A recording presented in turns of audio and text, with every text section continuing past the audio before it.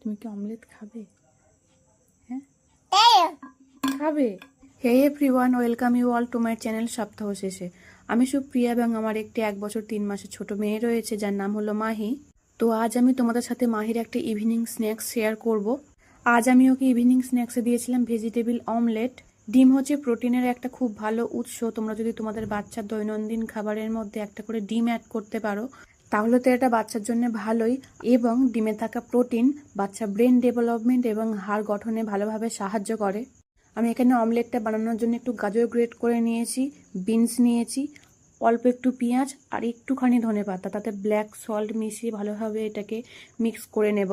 যাদের বাচ্চারা একটু বড় 4 বছর কি 5 বছর তারা কিন্তু একটু গোলমরিচের গুঁড়ো অ্যাড করে নিতে পারো। আর যাদের বাচ্চারা একদমই সবজি খেতে চায় না তারা কিন্তু অমলেটের মাধ্যমে এরকম সবজি আরও বিভিন্ন ধরনের সবজি দেওয়া যায়, সেগুলো দিয়ে তোমরা অমলেট করে দিতে পারো। প্যানটা গরম হয়ে আসলে আমি তাতে একটু ঘি অ্যাড করে নিয়েছি। আমি মায়ের জন্য অলওয়েজ ঘি বা বাটার ইউজ করি, কোনো রকম অয়েল ইউজ করি না। তারপরে এপিট ওপিট উল্টে ভালোভাবে ভেজে নেওয়ার পর আমি পিস করে ওর জন্য সার্ভ করে দেব।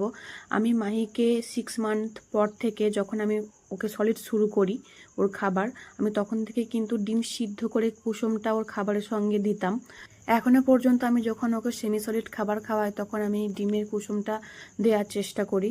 আর এখনো পর্যন্ত ওকে যখন আমি সেমি সলিড কোনো খাবার খাওয়াই আমি তার সাথে ডিমের কুসুম।